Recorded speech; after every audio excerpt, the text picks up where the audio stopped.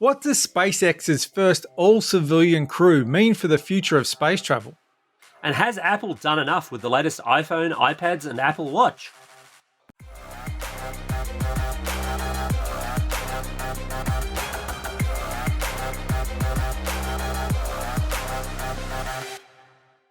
Vertical Hold is proudly brought to you by Aussie Broadband, changing the game with their award-winning network and Australian-based support. Hey there, welcome back to Vertical Hold Behind the Tech News. It's the podcast each week where we sneak across the state borders to catch up with Australia's leading tech journalists and dive into the big tech stories of the week. I'm Adam Turner, and I'm joined as always by Alex Kidman, a man who had to get up super early this week to cover Apple's California streaming event. Alex, how much coffee did you drink on Wednesday? I drank a quantity that I'm going to call, Schrodinger's coffee, because simultaneously way too much and somehow not enough. And to give this some context, I wrote several thousand words, several thousand more. I then had to do a 2-hour Japanese lecture, and I woke up this morning in a blind panic because my brain convinced itself that I hadn't been in that lecture. I have downloaded that lecture, and physically, I was there. Mentally, not so much. So how many of your iPhone yarns did you file in Japanese? None that I've detected yet, but give me time, and access to a keyboard. So speaking of people who've been through their fair share of morning press conferences, we welcome back to the show Byteside El Presidente, Seamus Byrne. Seamus, what do you mainline to get through your early morning iPhone extravaganzas? I'm a tea guy, mostly at home. If I leave the house, that's when I get coffee. I just don't like, boring homemade coffee. But I do have in a cupboard just behind me, you can almost just my hand pointing in the general direction, thanks to the magic of video that's only for us and not the listeners. But I do have a little secret stash there where I have in case of emergency, get the Red Bull out. There's just one. It's just one, but I always just keep it there just in case. Just behind glass, and you smash the glass. Have you got one of those little red switches that you have to flick and lights go up? And yeah, that's right. Like the disarm the door thing on an aircraft. Yeah. And were you up at stupid o'clock for iPhone events? Because I didn't have to specifically write something about it this week. I've been staying up stupidly late lately, trying to catch up. Play a whole bunch of Elder Scrolls Online and Final Fantasy XIV, 2 MMOs at the same time. It's a terrible idea. I do not recommend it. But it means that I opted to wake up at 6 and pretend I was watching it live then. He's a man who's got his priorities straight. That's what I like to see. Don't take this personally, but right now I hate both of you. So Apple wasn't the only tech giant to make headlines this week. Everyone's favorite crazy tech bro, Elon Musk, reached another major milestone with SpaceX launching the world's first all-civilian crew into orbit. Now, Seamus, a few billionaires have turned their eyes to the stars this year. What's so special about this SpaceX launch? So I like to think of this SpaceX launch as the ultimate billionaire flex on Branson and Bezos, on the idea that they've been building their vehicles with the idea of just sort of having these joyrides into space.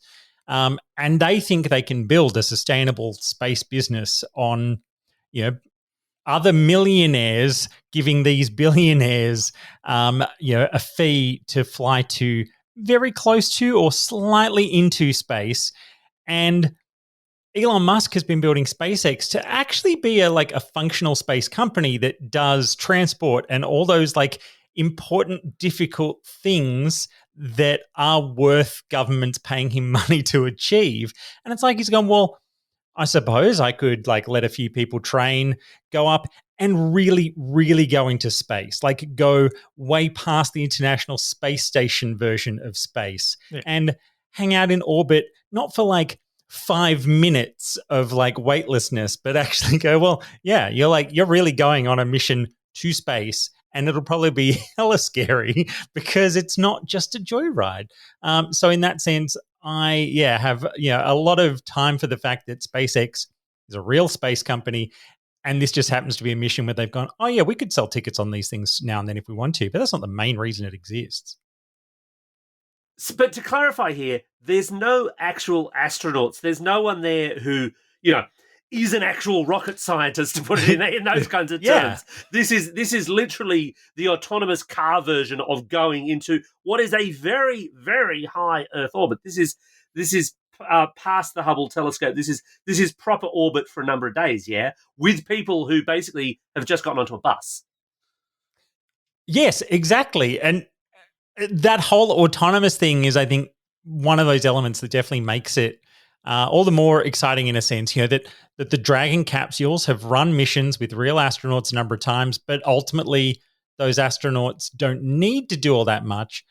But in that sense, they've thoroughly tested what the vehicle's capable of in a way that I think with Bezos's first mission, like they'd run tests and things, but actually it hadn't really even done that little kind of edge of space mission that it finally did with its group of random civilians on board.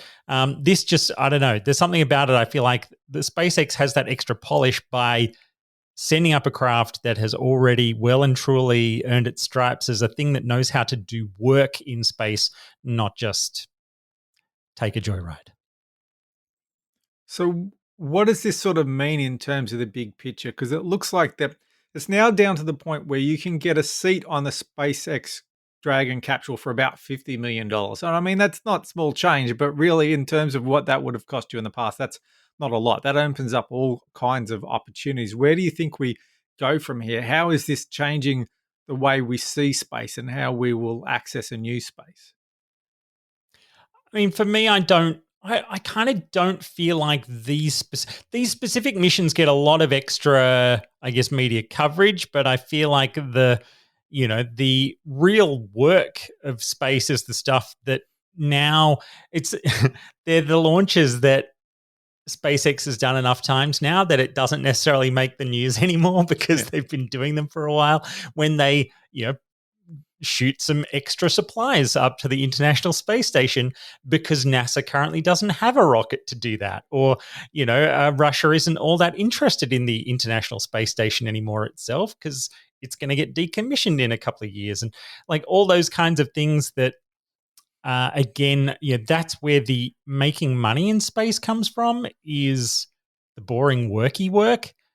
Whereas this stuff, I think, it's kind of exciting to watch, but I don't personally feel like this is the stuff that is going to, change the space race in any meaningful way. It's just, if they build a second one because that happens to earn a bit of extra dough on the side, I guess that's good for them.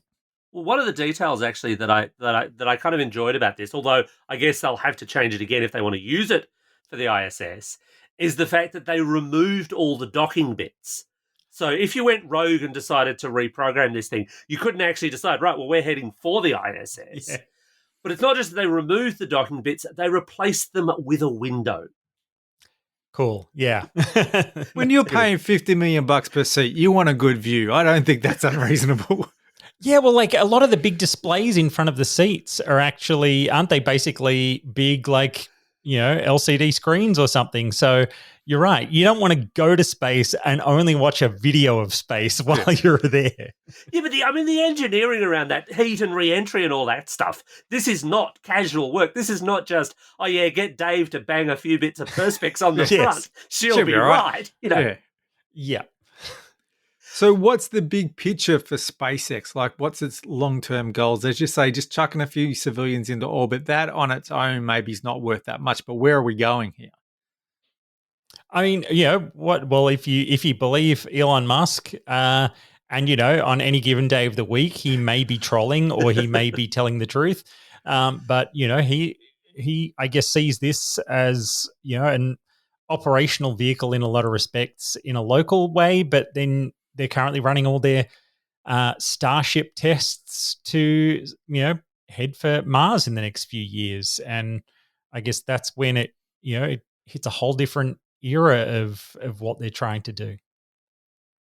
And they're actually being a part of this. They're not just dreaming about it. Like, they've got the contract with NASA to build part of the Artemis missions to go to the moon. So they are part of the next generation of space. It's not like, as you say, Branson and the others are just, going on little joyrides. Yeah, and I think Bezos is in the process of suing the government in order to say, but I wanted some of the contracts for going to Mars. And I mean, hey, I guess that's a billionaire's prerogative. Is if I don't win the contract, I'll sue about it. And eventually maybe they'll all get a little bit of it, but I don't know. Like, I mean, Boeing has really struggled in this space, which is sort of an interesting side note on this whole thing, right? That the classic aerospace company has, I don't know, it almost reminds me of the old days of desktop publishing and, God, I've almost forgotten the name of it. The one Aldous before became Adobe. The one before InDesign. That used to be the one we always used. Quark? You're not going to reference it. Don't say it 3 times, man. Just don't.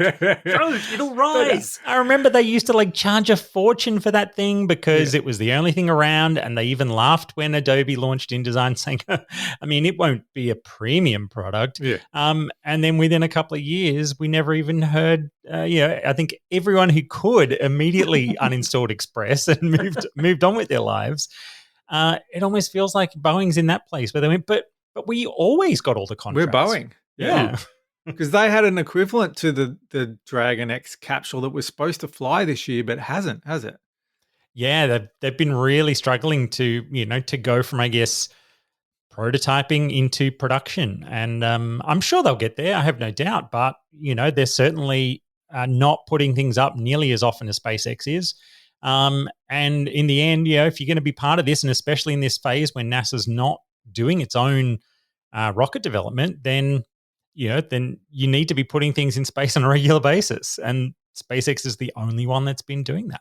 I'm having this image of SpaceX and Boeing, for that matter, all their parts deliveries from Amazon mysteriously going missing for some reason. Stuck at the post office. So for space nerds then looking for what is the next big thing to get excited about, I would think it would be the Artemis missions back to the moon. Yes, we've got the first Artemis test launch, I think, coming up, and then back to the moon with people in 2024. Does that sound right? Yeah, I think for me that sounds right. 2024 is the big one. Look, and then 2026 I think is the target for Mars. But I think the one that really excites me is just when they're pulling up on the moon, can they please make sure and land near some of the stuff that is left behind on the moon, so we can just put to bed all of the rubbish about whether or not it even happened. And then on the way, turn the camera around and show the big blue marble that is Earth. And I mean, then the conspiracy people will keep coming up with their excuses as to why what they keep arguing is their simple version. It's much simpler if things were flat or if people had never gone. Then they have to start coming up with the ridiculously complicated excuses for why their version is still true. See, Seamus, there's a solution for this once you're onto the moon. And frankly, I'm surprised it's not part of their plans already. And that's simply that you build that ice moon prison that everyone always goes on about. Send the conspiracy theorists there. They can experience it firsthand. It's a win-win, isn't it? Yep, perfect. So, Seamus, nothing gets the tech press more excited than an Apple launch, probably because of all the traffic it brings in and all the interest it brings in. And in 2021, we've got the iPhone 13. And I've seen a lot of reporting that suggests, hey, maybe these should have been the iPhone 12Ss. Do you agree? Yeah, that's a really good point, actually. You know what? I watched the whole event. I thought about it deeply, and I've actually not really bothered reading much of what was written about it. But I mean, that's a good point. Is it that they've, because we had the 10, then we had the 11. Did we have an 11? Because we had.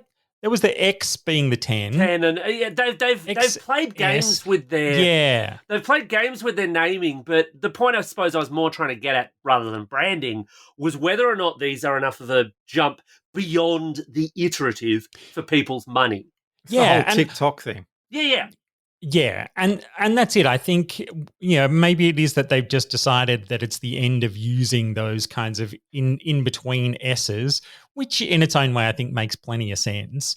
But I do think, that we've still got that tradition of just, that the internals kind of get their upgrade in a lot of respects on this year.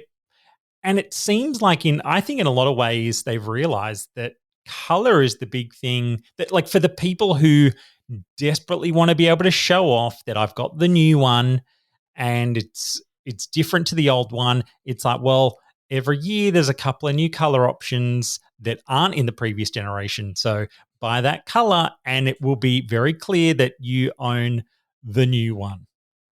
That's all very Malibu. Stacey's got a new hat, As a though. tech nerd, that makes me weep for the future. Yes, it is very Malibu Spacey. Yeah. But look, I think, I think the big thing that always, more and more has become the case is that it's about the camera features in a lot of respects for people. And, these cameras, all three lenses, had a number of genuine updates that really sort of suggest that they've tried to embrace that idea of saying, okay, how do we improve the whole camera system, including on the non-pro, that they've sort of changed the way that's set up, that the front-facing cameras have had upgrades. So there's a lot of those elements that I think, and, I think it's always kind of silly to try to think of the 1 year upgrade version. You think if you owned one 2 years ago, that classic sort of contract cycle, even though we don't even really buy phones that way anymore. But if you owned one from 2 years ago, is this enough of an upgrade? And in that respect, you go, well, yeah, there's a lot of difference in the cameras over the last couple of years of that cycle. Well, looking at the cameras, though, one of the things that really interested me was the way they've differentiated them. Because last year, and I know you want to get off the 2 year thing, but last year you had the 12 and the 12 mini. They had the same camera. You had the 12 Pro, which had 3 cameras, but it was not as good as the 12 Pro Max. If you wanted the best cameras on an iPhone, you had to buy the Pro Max. This year, it's not the case. Yeah. The cameras on the 12 Pro and on the Pro Max are the same. So it's screen and battery that differentiate the two of them. And that, I think, makes for some interesting purchasing decisions for people, because I'd kind of said to a lot of people, look, if you want the best cameras, you get the Pro Max. Otherwise, buy the 12, because the 12 Pro was in that kind of awkward middle child position. Now it's going to be a big jump better, especially with a slightly better internal processor as well. Yeah, and look, I'm not a fan of the Max. I'm a big enough human and I have large enough hands, but I just putting it somewhere, my pocket is only so big and I don't want to wear cargo pants all of the time in my life. So I've preferred the 12 Pro, over the last year, managed to sort of test the different models. And, the 12 Pro was kind of that sweet spot for me. Knowing now that, particularly just, again, that little bump of the 3 times zoom on that sort of, on the telephoto version of the lens, it would kind of feel, again, heartbreaking if it's like, yeah, but that one's only on the Max. It's, I think, a really nice move that you can get that now on the one that doesn't have to be the gargantuan version of the sizing. So what actually caught my attention more than anything else was something that I don't think Apple's ever done before, and correct me if I'm wrong, but in their comments and in their press releases, they actually name-checked Android and Chromebooks when talking about the performance of these devices. Steve Jobs would have had an absolute fit in the day if someone had done that, because you don't mention the competition, they don't exist. Was this new, or have they always done this and I've missed it? They've always done this. Really? I'm going to argue they've always done this. I think you're wrong, Adam. They've always done this when it's made them look really good. And what I thought was really striking here was how much they lent into, hey, the A15 on the iPhones is better than Android. Or the processors in the iPads, which we'll get to, are better than Chromebooks. But what they didn't talk about, and what we're only now starting to see a kind of emerging picture of, is how much better they actually are than prior iPhones. So they basically said, look, they're faster than the current Android processors. Well, we sort of knew that because the 12s were as well. Nothing has actually bounced up to that level yet. So all they had to do was chuck last year's processor into these, and they're already there. So there was a bit of an omission there. But no, they've always done this. I can remember seeing Steve Jobs present on the first MacBook Air, and the iPhone had only just launched. At that point, it was US only. And he was happily talking about how much market share they had relative to the industry giants at the time. And to show how long ago that was, they were Nokia and BlackBerry. I think back at that time though, he was taking so much delight in like kicking them in the pants after they'd all been so dismissive of what the iPhone was going to do. That I think he was truly delighted to be able to show those kinds of numbers around the place. But I definitely think it is interesting the way, and right, there's always the subtlety to it in how they talk about the percentage leaps, because I can't remember which one of the devices it was, but there was one when they were mentioning it that they didn't mention the year-over-year improvement, which has often been the case.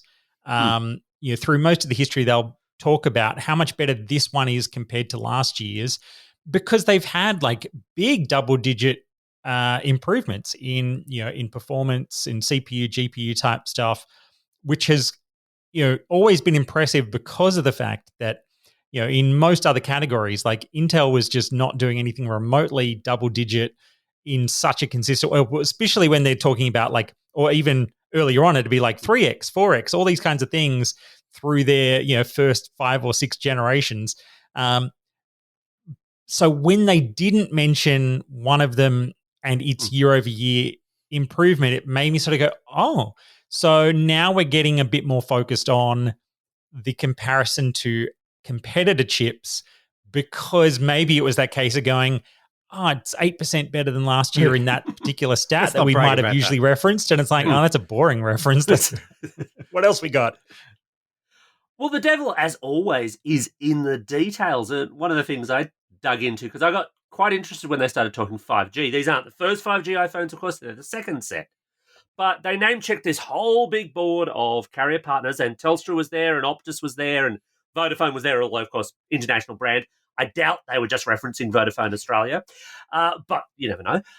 But they were talking up 5G, and I got kind of excited and interested, being a 5G nerd, because last year they did a whole different slew of different 5G implementations, with the US being the only ones who got sub-6 and millimeter wave. Now, last year we didn't have any millimeter wave networks in Australia because there was no spectrum sold. This year we do. There are small live networks, but they're live in consumer spaces. No particular 5G phone devices yet. Telstra's got a hotspot. But unfortunately, we're getting stiffed on this one again. We're getting the slightly less good rest of the world model, although Apple's breakdown of where the rest of the world is totally, totally crazy. Seamus, am I just hopelessly optimistic that Apple's going to bring me millimeter wave 5G? Yeah, you're probably just hopelessly optimistic. I mean, I guess if it's not going to be there at launch, then I mean, maybe they just slide it in somewhere during the year and don't even mention it, or it might be that it's just a thing that they'll have in all the devices next year. There's probably that's what I was hoping for last year.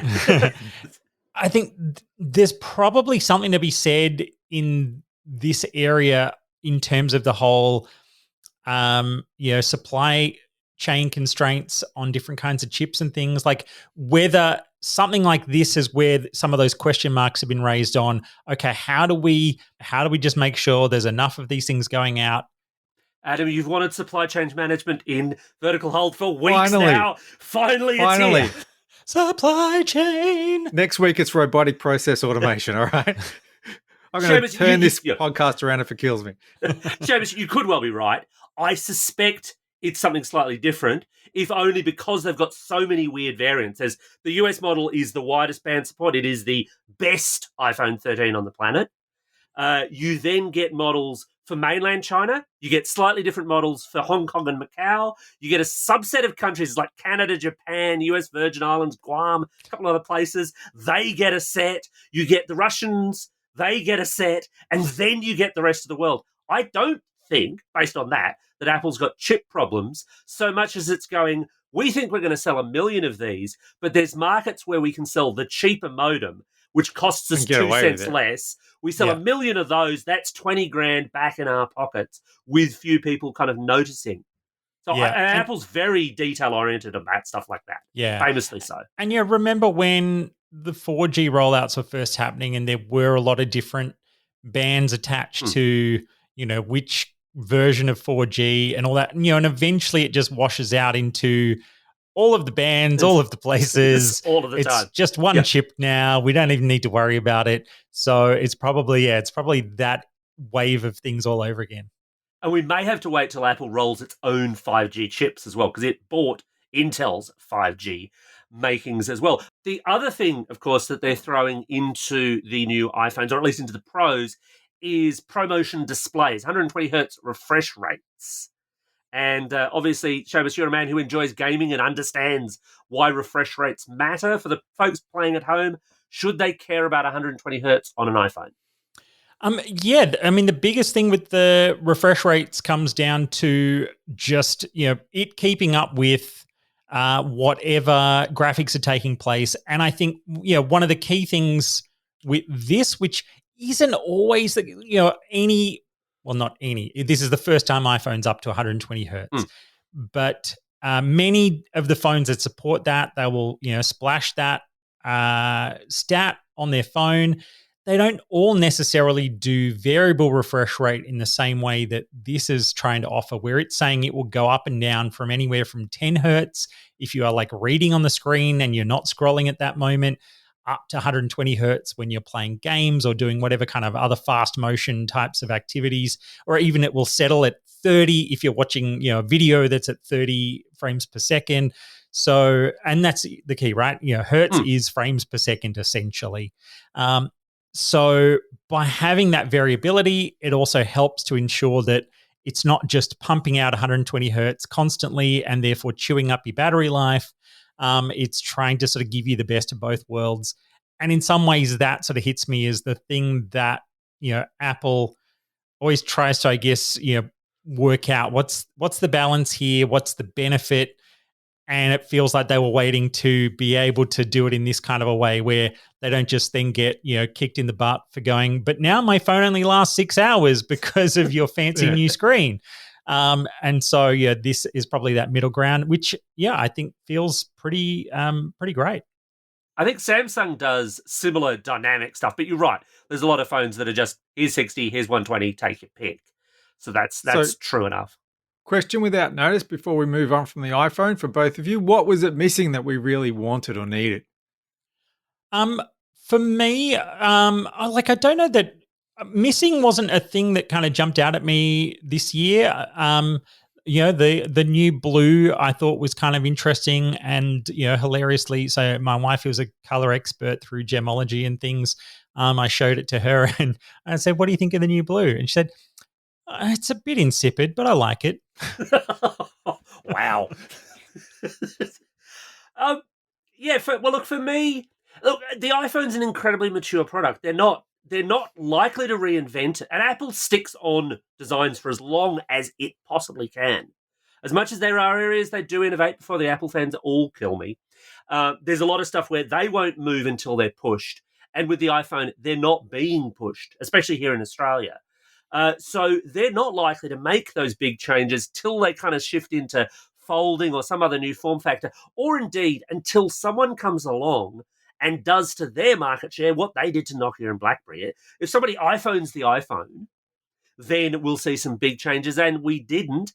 I would have liked to see maybe a bit more on like a periscope-style telephoto lens, so a bit more than just 3 times. Apple does good photos, it does great video, but they're not pushing it the same way that their counterparts are on the Android side of the fence. And I'd love to see what they could do with that kind of technology, and maybe a little bit more detail on what their battery life claims are, because as usual, it's just, they're a bit better than. Although at least this year, they've gone a little bit fatter.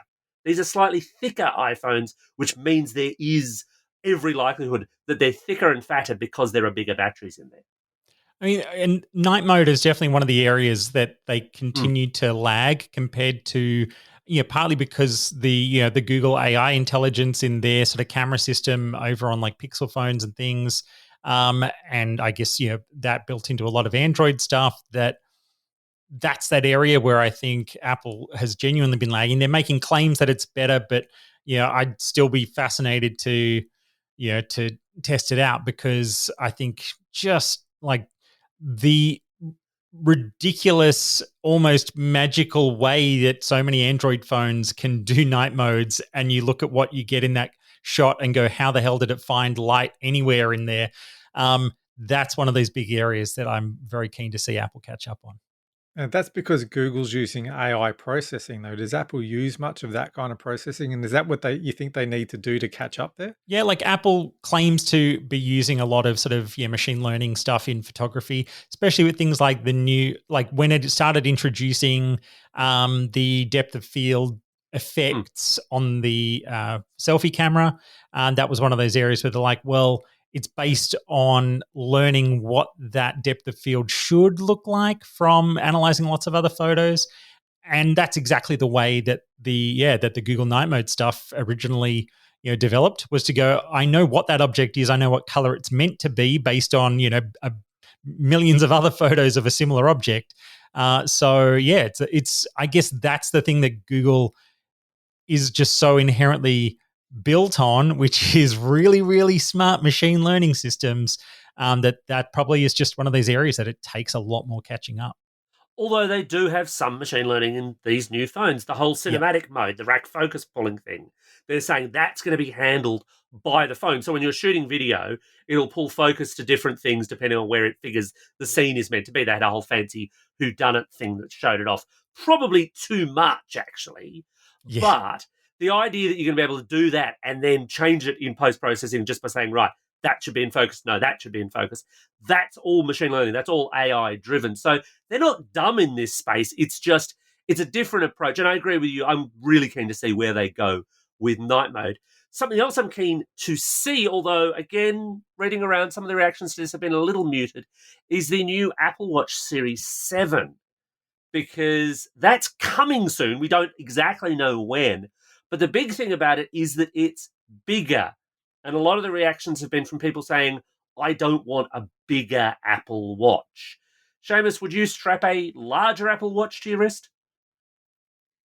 You know what? Like, I probably would, just in the sense that I have become a very big fan of Apple Watch.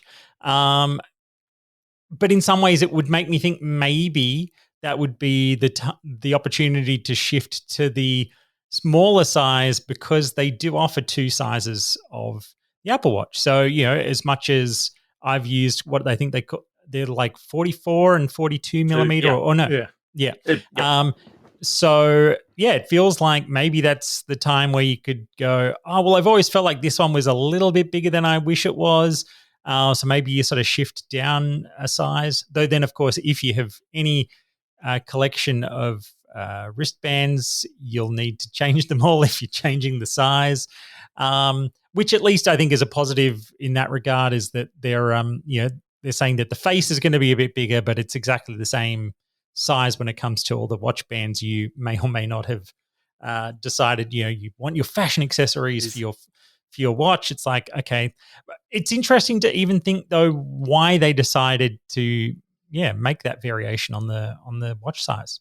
So does the body get bigger, or does just the screen get bigger? Like if they just made the bezel smaller so there's more screen space, or is the actual physical body changed size? It's a bit of both to my understanding, because they've got this kind of curved thing going on the glass, a la your old curved phone kind of thing. Yeah. And then physically they're talking about larger dimensions as well. Part of the issue here, though, is while they announced it, this was the one product that is not coming out on September 24th. This is the one where they just said, later this fall. And, and that could mean, any time in the next 3 or 4 months, whatever. Or when they can actually ship them out, because, again, they may have those kind of chip problems. The one that caught me was though when they mentioned that it will be brighter when in the your wrist is just at rest mode. That's the kind of stuff where I'm like, maybe I'll end up having to use their special cinema mode, which does reduce the brightness if you're in a dark place. It's the kind of thing I'm like, I didn't ever notice that there was a brightness problem for me just quickly checking what the time was when my wrist was down. So it's funny, there's a few of these subtleties like that sizing element that I think so much of that is going to be a case of what does it look like once you get to touch the thing, because it might be that extra like 1 or 2 mils sort of does just kind of sit there and doesn't feel much different. Maybe it does feel really different, but also while the shops are closed, it's going to be hard to, because it's a kind of change that makes me think I'd want to go and see it in store. It's such a fashion accessory, absolutely. I mean, one of the things that really struck with me was they spent some time talking about how they're now going to have a full-size keyboard on it because they've got more screen space. Yeah, that's right. I don't want to type on a watch. Yeah. I love smartwatches. Adam's going to make a joke about me loving smartwatches too much, and he's probably right. Go. No, I've been waiting for the right opportunity. Now you've just ruined it. You've just ruined it. My plan worked perfectly. Got in first. Yeah, get there first, make the joke at your own expense. But yeah, I love a smartwatch. I'm happy to kind of talk to or tap on a smartwatch. I don't want to sit there and type out the next great Australian novel on a smartwatch or even swipe to do it. It feels like one of those, hey, we're doing this because we can features. Yeah, and I have a couple of times when I've been out on a run, because I've got the cell version so that I can, if I get a text message or something, I can see it and get it without needing to have my phone with me. And there was one time I did recently think, okay, I'm going to try replying to the text message while I'm still just out, and I've just slowed down to walk, use the SIRI gestures just to be nice to all the listeners out there and not trigger their devices. And managed to just, say the message I needed. It was the first time I'd ever done it, so I did need to try twice, mostly because when I tried to say who I wanted to reply to, it ended up putting that as part of the message. And I'm like, that's not what I wanted. But once I got used to it, it was like, this is a device that actually works pretty well, voice-driven and very simple tap gesture-driven. You're right that even with the swipe sort of feature, I'm like, I don't know if I can get quite that fine with how, but I'll be fascinated if they make it work well, because I just don't know that, that my big stumpy index finger is going to be able to be that refined. It seems like a step backwards. It's almost saying like, we've released an iPhone and we've put a physical keyboard on it, like the old Blackberries, because that's what you were all asking for. Yeah, we were 10 years ago, but we've given up and conceded that, okay, you were right. Yeah, doesn't need a keyboard. I'm sure it will. I am not one to do so, but I'm sure if ever there was a Steve Jobs would never have let that happen brigade, putting a tiny keyboard on the Apple Watch is probably in that list. Now, the Apple Watch and the iPhones were very much expected. Frankly, Apple's share price would have tanked if they hadn't announced iPhones. What was a little bit more unexpected was that we got refreshes of the entry-level iPad and especially the iPad mini. Seamus, what's so special about the iPad mini and why does it now cost more than the regular iPad? So when the iPad mini first arrived, I adored it. I actually still have my original iPad mini that turned into a paperweight a few years back. Yeah, but I just couldn't bring myself to send it off to the great recycling dump in the sky. So it still sits in a drawer. But over the years, it really did become a neglected, extra device. It fell way behind on the chips that they were putting into it. They let it sort of fall into that just the cheap other option category. And then this year, it's gotten like the full, well, let's give it the iPad Air makeover with the same kind of sharp edges like the iPhones and like the iPad Air now has. I guess even in that similar category of the design feel of the new iMac as well. It's just that sort of bezeled edge. And it now means that screen goes right out to the edges of the iPad mini. I kind of feel like that's probably the next iPad I would want to get my hands on, because it was interesting that during the sort of the build up to it, they really pointed to the use cases that the iPad mini has found itself really perfect for, where you don't want the full-sized iPad. You want something that slips into a large pocket of some kind. Hello, cargo pants again. I can't believe they've come up twice in this. But apart from cargo pants, they mentioned like flight use, medical use, these areas where just a smaller, more subtle device And so giving it this genuine upgrade that starts to say it's not even just like the smaller cousin to the standard iPad, no, no numbers, no anything. It kind of now has a really, it's created like a fork in the road almost to say iPad is over there. iPad mini is now following a new path towards really specific uses and making sure that it can do that really, really well. And that is kind of exciting because it's now more than an 8-inch screen. I can't remember what the 8 point, whatever it was, but you're like, that's using that real estate really, really well to just make it do its job. But they've doubled the price in the process because I went back to read my reviews of the first mini and it was $369. And it was like $100 cheaper than the cheapest iPad. And as you say, it was the slightly smaller, cheaper cousin that was good for if you didn't need a full-size iPad. Now it's bloody $750 or something. It's more expensive. Is it just because they realize, well, now that people have found a use for these things, we can double the price? But it's more, Adam, I think it's more that, as Seamus was sort of getting at, this is more your kind of shrinky-dink iPad Pro, really. But no one asked for a shrinky-dink iPad Pro. Really, actually, it's a did. No, they needed it. But then why not give me a choice of? Well, actually, it's a shrinky-dink iPad Air. You expect choices out of Apple? No, you do it the Apple way or not at all. No, they'll sell me an iPhone SE, I think, still, and they'll sell me an iPhone Mini, and they used to sell me an iPad Mini, but really now it's an iPad Air or a Pro Mini. So why not introduce this as the iPad Mini Pro and keep an iPad Mini? I think you just answered the question. The iPad Mini Pro. You know what I mean, though? Why not keep a sub $500 stripped down one and introduce this as the premium one? Because that's what honestly, I think that's what the new iPad is. Because the new iPad's running on an A13. So the iPad's the new iPad Mini. Yeah, it is. It absolutely is. Because the new iPad runs on the A13. It's basically an iPhone 11 without the phone bits, more or less. But Which is what the Mini should be. More than powerful enough for most people. Without having reviewed them, I do not think my recommendation on this is likely to change. It is probably going to be the iPad that I tell most people they should get. Yeah. But it is the one that is stuck with a physical Touch ID, so you get more bezel, less screen. And it's the one that's stuck with Lightning too, because the Mini now has USB-C, which also means you need different Apple Pencils. So if you've got lots of Apple Pencils, it's a bit of a nightmare, actually. But that's their cheap play. If you're in affordability territory, please buy an iPad.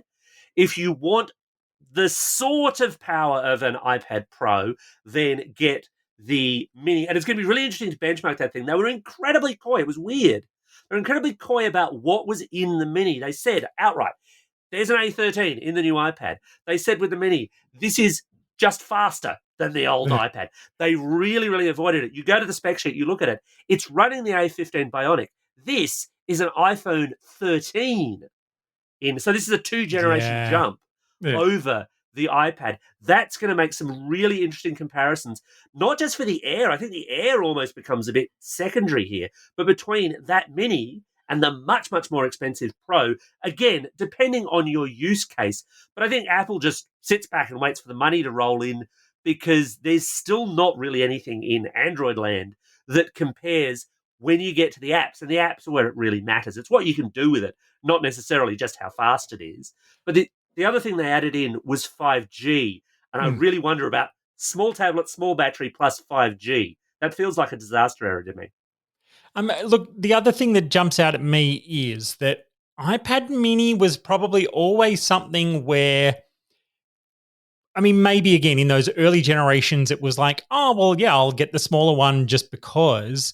But I do think that general purpose, anybody just happens to choose the small one, I feel like that probably became more and more limited in terms of how many people cared to choose it. But then at the same time, it was like if you chose it, you were choosing it for a specific reason. And that's where I think this idea to say, well, there is a class of user who wants small, but it is for a very specific reason. And so what they want is small, but not in any way less powerful than a good iPad. And that's where I at least like the idea that, at the very worst case, it's like, I love when they test out the idea of going, how much of a market is there for a powerful, small iPad? And this is, I think, really exciting space to play with. Well, that just about wraps up another episode of Vertical Hold. Thanks to Seamus for joining us for this week's show. Thank you very much. Always good to come by. And now it is time once again for the patent pending, Vertical Hold 3 questions of doom. Seamus, you can answer all 3 of these in sequence. Where can people find your work online? Where can they find your social media online? And the big contentious question, no explanation allowed, best album of all time. Go. Where can people find my work online? Byteside.com. You can follow me at Seamus on Twitter and follow Byteside at Byteside. Best album of all time, Felt Mountain, Goldfrapp. Nicely done. And as always, if you've got thoughts on Apple's new lineup, on whether or not you'd pay $55 million to go to space or anything else besides, you can catch us online at Vertical Hold AU on Twitter, on the Vertical Hold Facebook page, or at verticalhold.com.au. And thanks for dropping by again. Don't forget to tell your friends about us, leave us a review on your podcasting platform of choice, and help us spread the good word in 2021.